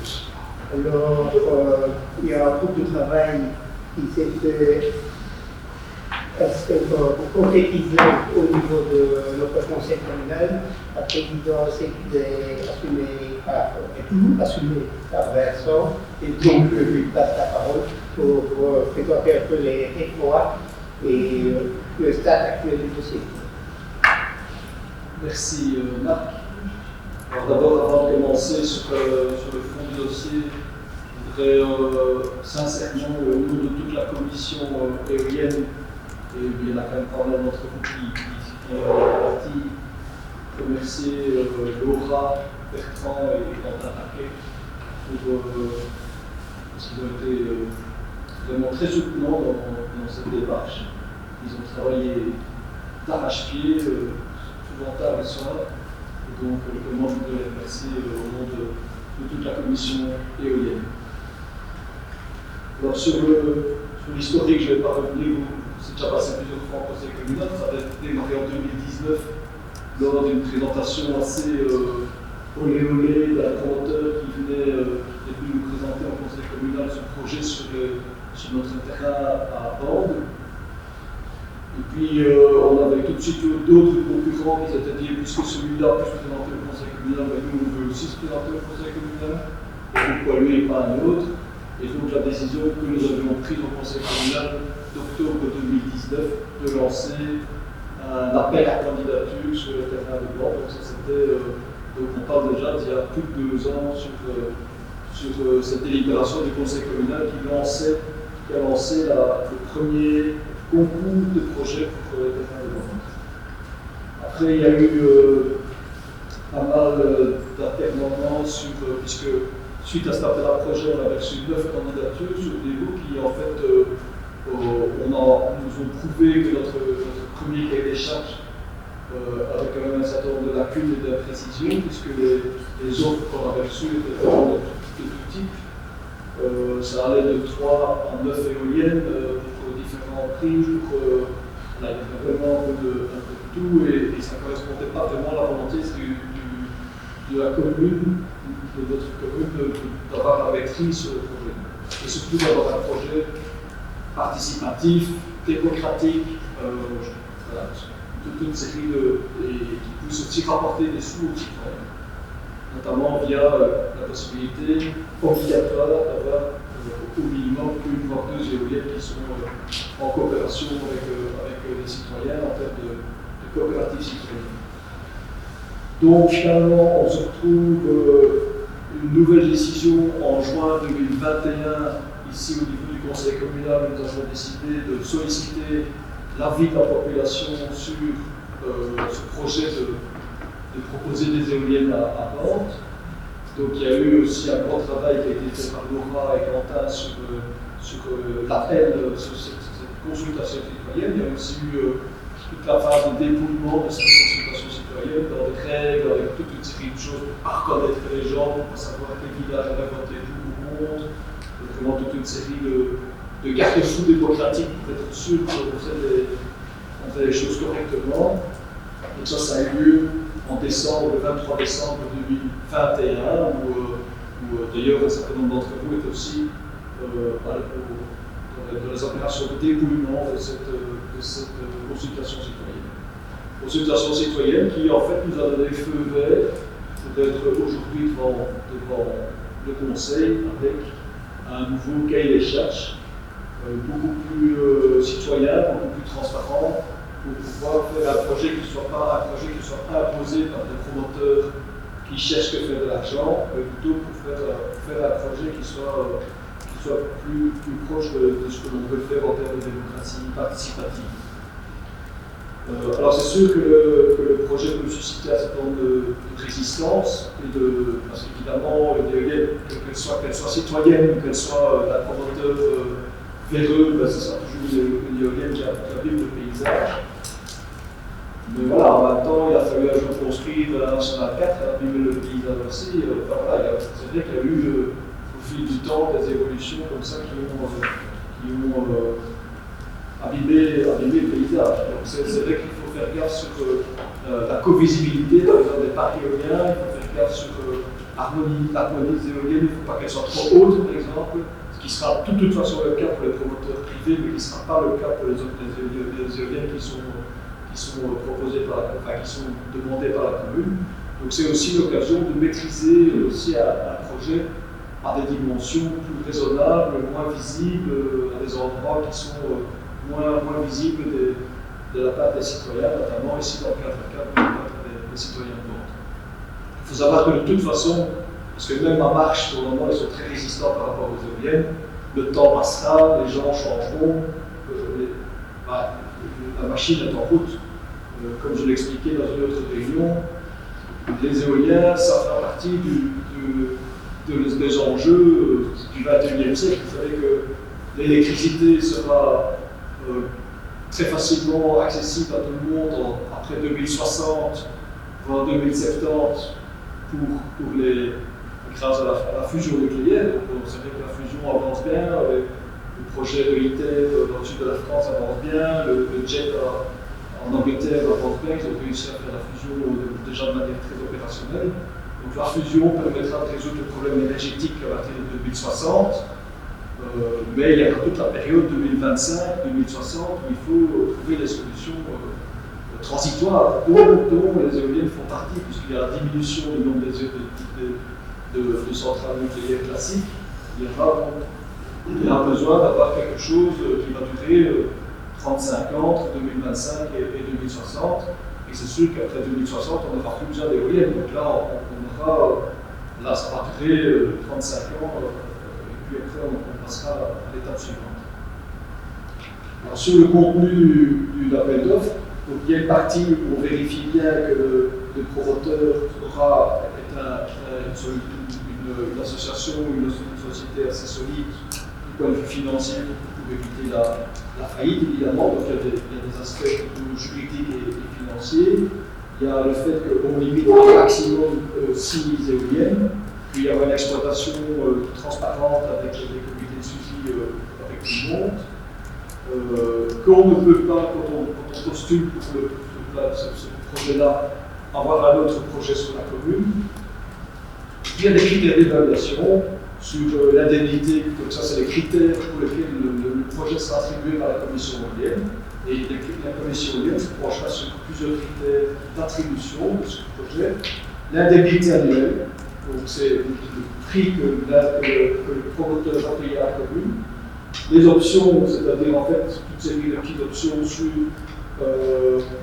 c'est de dire ok, je ne commence pas, je ne paye pas encore la redevance puisque le monde éolien n'est pas encore construite. Et comme j'ai fait option sur le terrain, ben, il y a ce qu'on appelle l'option, c'est-à-dire entre le moment où la commission éolienne attribue le projet et le moment où l'éolienne est construite, hein, il y a plusieurs années qui vont se passer, puisqu'il y aura une étude de l'environnement, des consultations citoyennes, il y aura encore plein d'interactions avec les citoyens, avec l'urbanisme, etc., avec les communes, donc il va se passer plusieurs années. Ça, c'est ce qu'on appelle l'option, où le promoteur va déjà payer quelque chose, même s'il n'y a pas encore d'éolienne.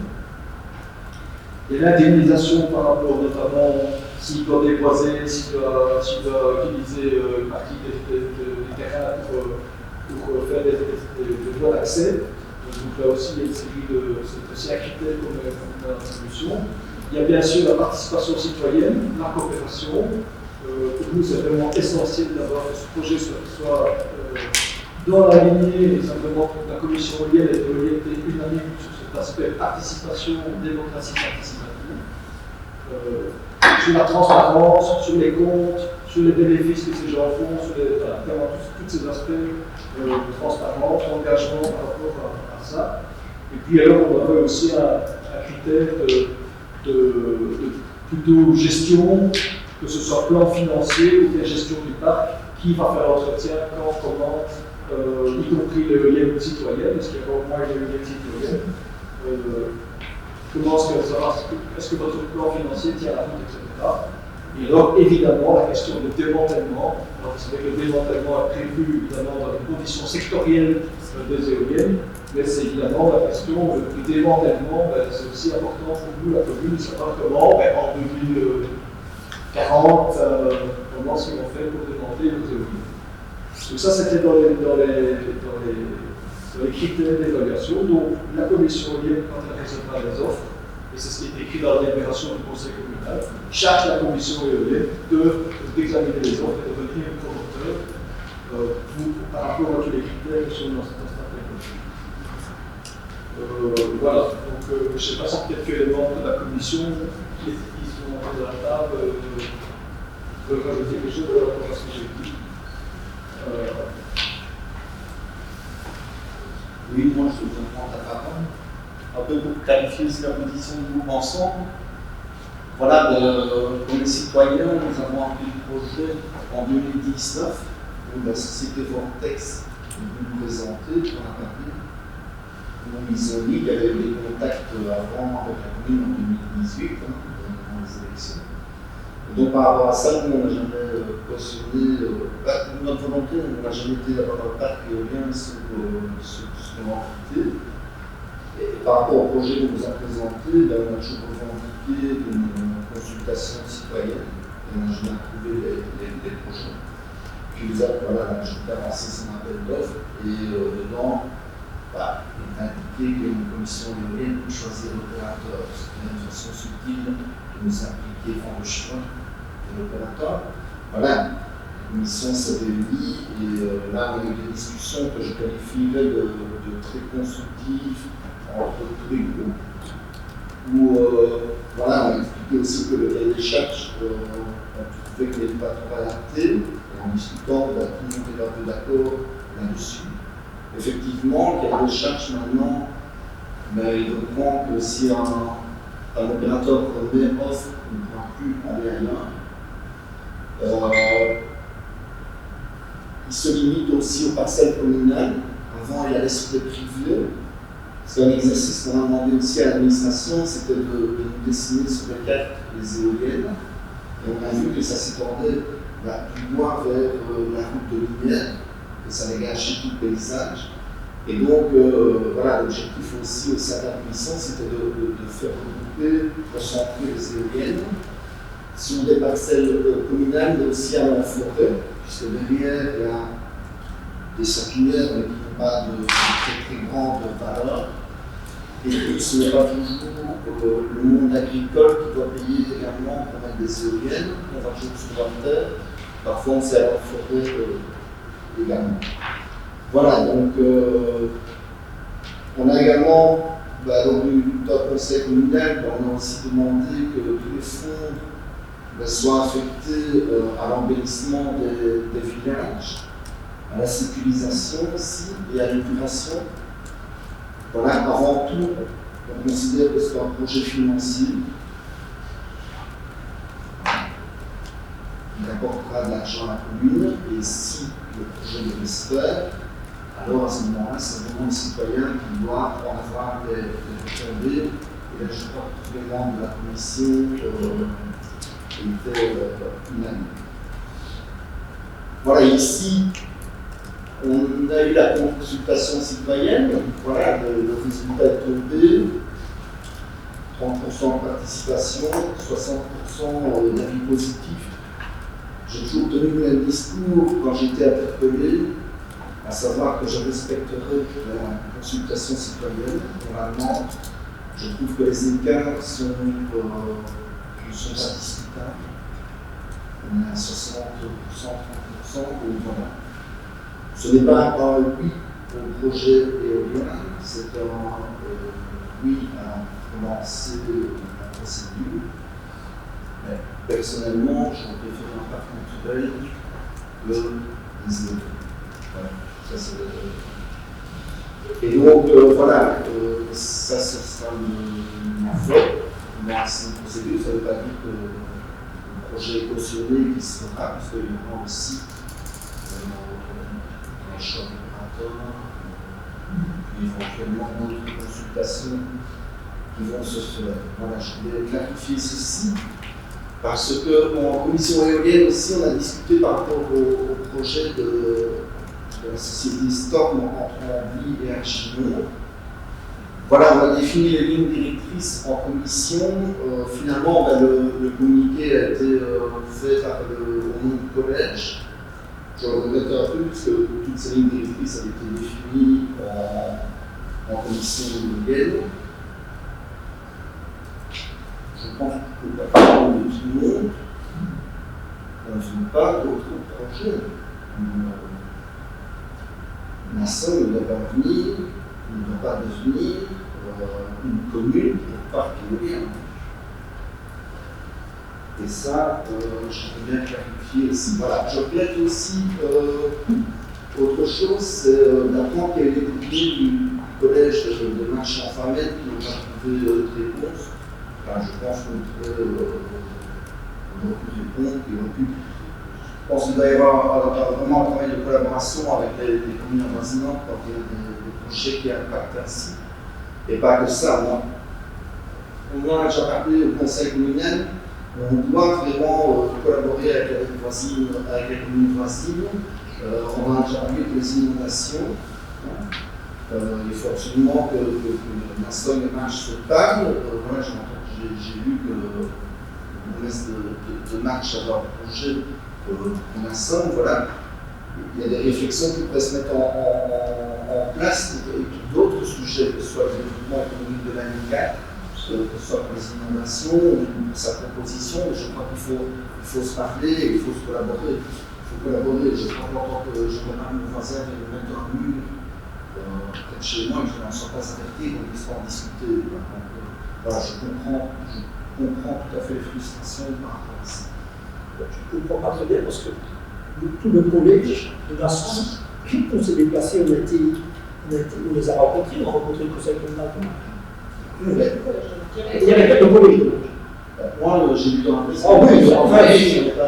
Ah oui, enfin, avec toute l'habitude, j'ai un peu de droit, tu sais, la presse. Mais comment? Je parle, je dis que ça a pris le projet par la presse, je trouve pas ça sympa.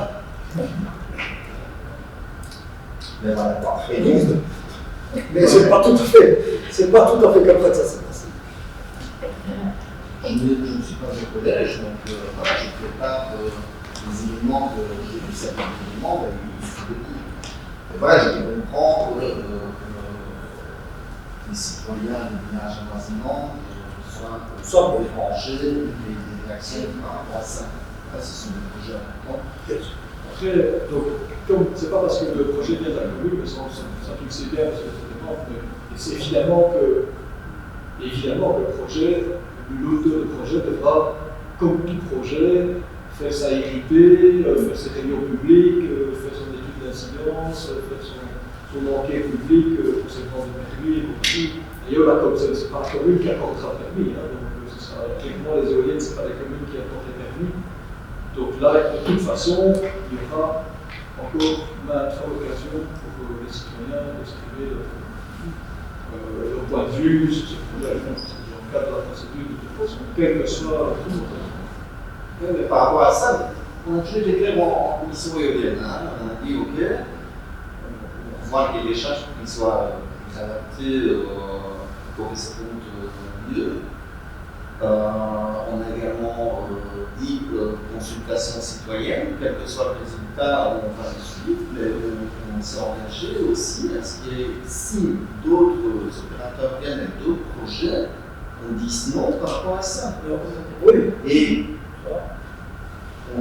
c'est pas nous qui rendons l'avis, mais je pense qu'il faut quand même un engagement des élus par rapport à ça. Oui, parce que tu vois, je veux dire, même la commune de Marche et je veux dire, la grosse voie tonitruante, c'est quand même pas lui qui rentre à niveau là-dedans.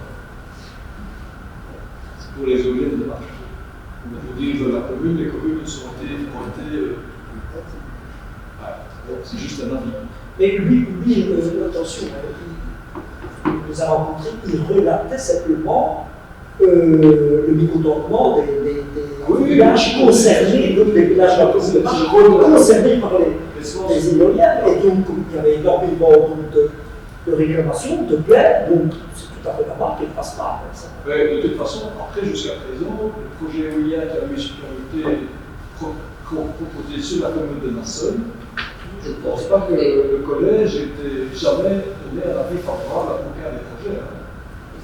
Je pense que jusqu'à présent, tous les projets éoliens qui ont eu lieu sur la plateau Nassonne, le collège a même été en Conseil d'État, à me payer un avocat au Conseil d'État. La commune elle-même a fait un cours au Conseil d'État contre la décision de la On peut aller sur ce terrain-là, mais moi j'ai vécu d'autres choses aussi où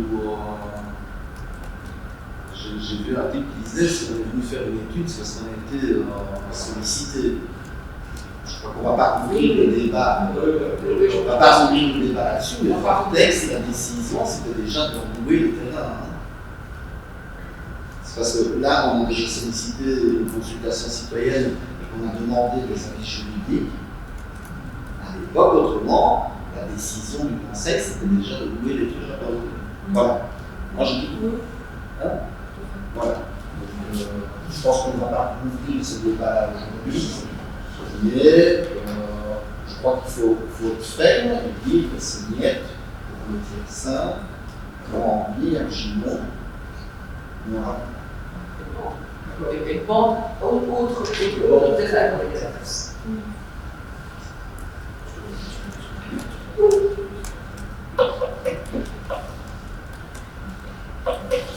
Ok.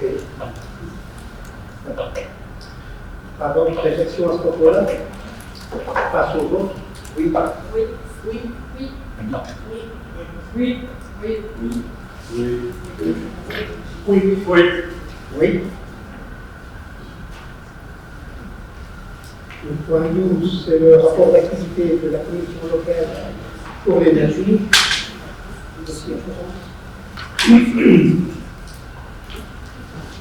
Voilà, ben, il faut savoir que CPS, quand certaines personnes vont avoir le paiement de leur électricité ou en énergie, une commission se réunit. La commission, c'est le fournisseur d'énergie, l'assistante sociale et moi-même. Mais cette année, on n'a pas eu à le faire. On n'a pas eu de personnes. On a eu des personnes en difficulté, mais les problèmes se sont résolus avant que la commission doive avoir. Ça, c'est mon information. C'était juste une Ok. Merci. Il y avait un point qui était ajouté à l'ordre du jour. Donc, c'était la modification des statut administratif et pécuniaire du personnel communal. Je vais passer la parole à André pour nous présenter ce point. Simplement ici, nous avons présenté ici au CPRS.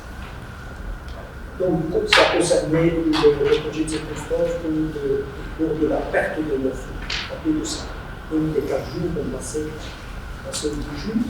Et on avait dit donc, que c'était un parent au premier degré. Et il est évident que les parents sont également au premier degré, naturellement. Lorsque vous perdez vos parents, vous n'avez pas le droit, vous avez 3-4 jours, ce qui est prévu dans le statut. Donc, on parlait bien ici de la perte de l'enfant. Ok, voilà. Pas d'autres remarques à ce propos? Je peux passer au vote? Oui. Oui. Oui. Oui. Oui. Oui. Oui. Oui. Oui. Oui. Avant la question conseiller passe au point de communication. Donc on a reçu un avis l'approbation du gouverneur par rapport à la dotation au budget 2022 de la zone de police Falaise-Ardennes. Donc la décision est approuvée. Et par ailleurs, on avait pris une décision le 30 décembre 2021 pour laquelle il établissait une taxe communale sur la collecte et le traitement des déchets ménagers. Cette délibération-là a également été approuvée. Ceci, ça concernait donc les communications. Alors, il y a une question qui est arrivée. Il y a un membre de notre conseil fait partie de différents comités qui organisaient les grands feux. Et en fait, l'intitulé était indiqué interpellation citoyenne. En fait, c'est pas une interpellation citoyenne, c'est une question qui est présentée par Jérémy en tant que membre de 2 ASBL qui organisent des grands feux sur notre territoire. Et comme vous le savez, il y a une décision qui a été prise au mois de décembre 2021, comme quoi les grands feux ne seraient plus autorisés sur notre territoire.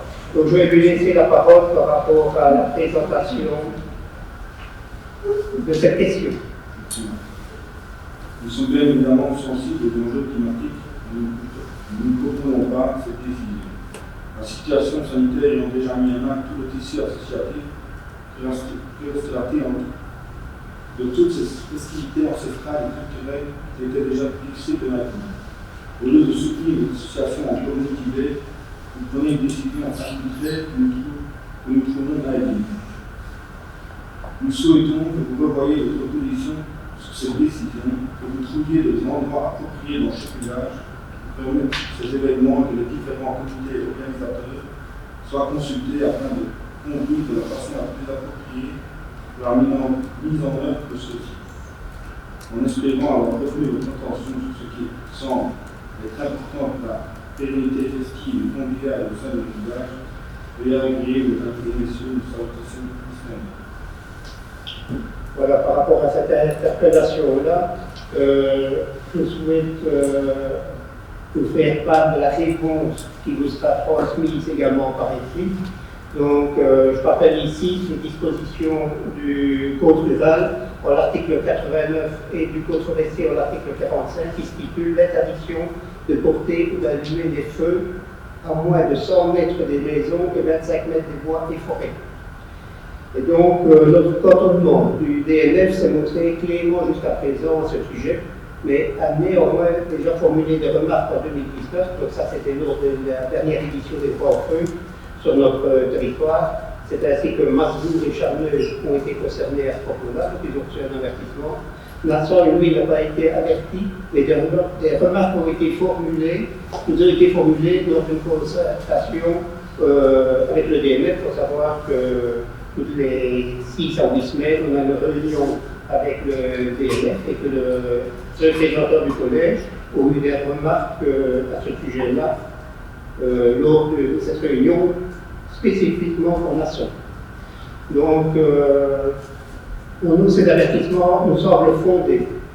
Quand on voit les déchets déposés à l'insu des organisateurs, on n'a pas ici la responsabilité des organisateurs, mais plutôt la responsabilité des personnes qui profitent de l'occasion pour se défaire des encombrants qui n'ont pas leur place sur ces sites. Malheureusement, ces pollueurs n'ont que faire du respect de l'environnement et de la santé d'autrui. Tout comme toi, je fais partie d'un comité au sein d'un village qui organise les grands feux, qui organisait les grands feux.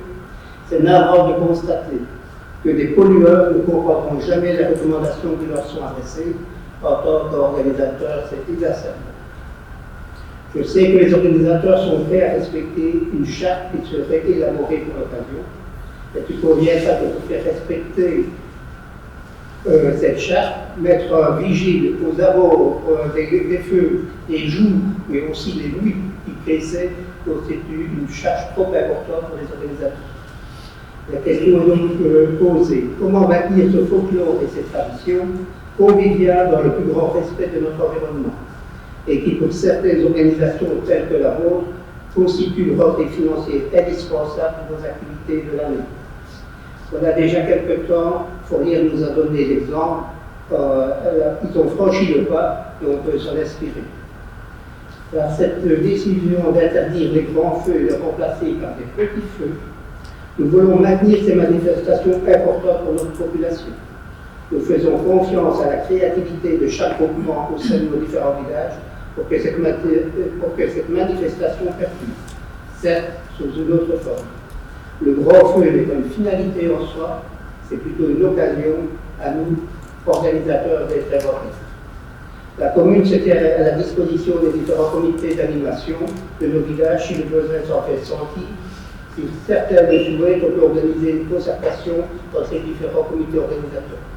À ce jour, j'ai été informé que 3 villages se sont déjà investis dans cette manifestation d'une nouvelle formule. Donc, au niveau des groupements auxquels tu appartiens, tu invite à réfléchir à une autre organisation. La manifestation n'est pas interdite, mais c'est la concevoir de manière différente que ce qu'on a connu jusqu'à présent. Et ce n'est pas pour mettre la responsabilité sur les organisateurs, et c'est plutôt pour tous ces pollueurs, comme on en rencontre tout le long du chemin, avec tous les dépôts qui se font le long des voiries, les canettes et les plastiques qui traînent partout, à la seule intention d'avoir pas le temps. Donc je ne voudrais pas contribuer à avoir aussi des retombées nocives, surtout pour la santé. Il faut savoir qu'au grand feu, il y a quand même beaucoup d'enfants qui participent.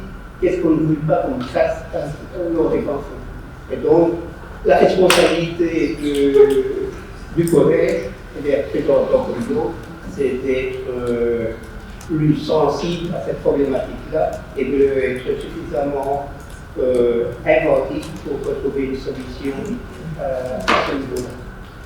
Le courrier que je viens de te lire, je le transmettrai à votre comité, vous verrez réfléchir. Oui. Qu'est-ce que petit feu, c'est chez quel auteur? Petit feu, si je prends l'exemple de ce qui se passe à Fourrière, c'est 2,5 mètres, 3 mètres. Ouais, donc 3 mètres de haut, c'est déjà un petit feu. Ouais. C'est pas comme pas les feux. C'est un moyen feu. Avec des notifications, on ne peut pas. Ah oui, d'accord. La difficulté qu'on a quand on organise les grands feux, c'est dans tous les villages, c'est qu'il y en a certains, extérieurs même de la commune. Moi, à Orly, je suis tombé sur des gens qui venaient de Rochefort, avec un camion qui bêlait toutes ces crasses sur le grand feu. Donc, on arrête avec ce genre de façon de faire. Il y a moyen de créer des moments de convivialité en travaillant différemment. Tu parles de pollueurs, c'est vrai que les gens qui viennent de leur classe, il y a quand même moyen à la commune de faire un courrier en disant nous n'acceptons plus vos déchets pour les grands feux. Les grands feux sont organisés par une organisation de grands feux qui vont chercher leur poids eux-mêmes, mais comme amendement, enfin, on met une amende sur la personne qui va déverser. Donc, on ne peut pas réaliser. Écoutez ce que je vais raconter. Moi, je ne mets pas un vigile 24 heures sur 24. Ah, mais si, tu peux aller, c'est pas dans la nuit, ça se passe, ce truc-là. celui qui ont fait Il faut se rendre compte, c'est pas organiser un grand-feu. Moi, comme organisateur de grand-feu en plus, on n'est pas con.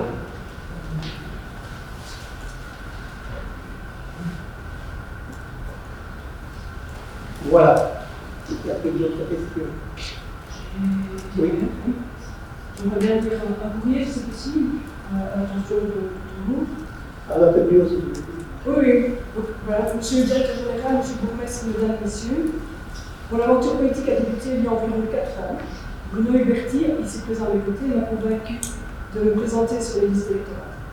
En 2018, vu que Denis Dumont ne pouvait siéger, j'ai endossé le rôle de conseillère communale que j'ai pris à cœur en participant à des formations, en m'informant sans cesse et en faisant partie de commissions, dont la fameuse commission urbaine.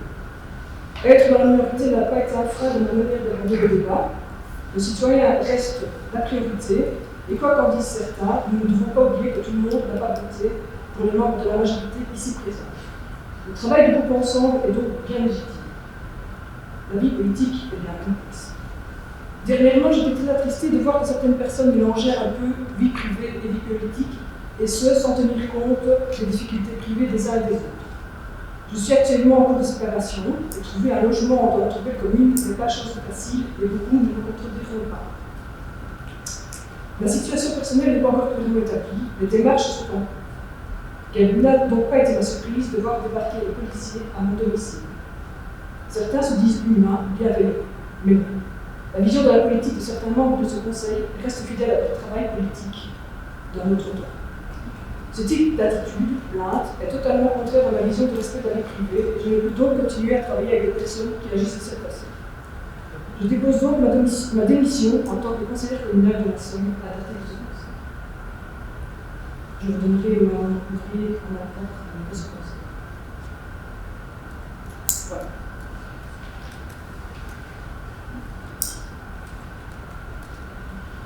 Une d'autres affirmations. Questions? Simplement remercier Johanna pour tout le travail que tu as fait avec nous pendant ces années. C'était vraiment constructif et voilà, agréable. C'est vrai que les citoyens ont toujours été au centre du débat. Et voilà, on se retrouve. Également, te remercie. Voilà, toutes les interventions étaient pertinentes, tu as fait un bon travail, donc je pense à c'est bon volet.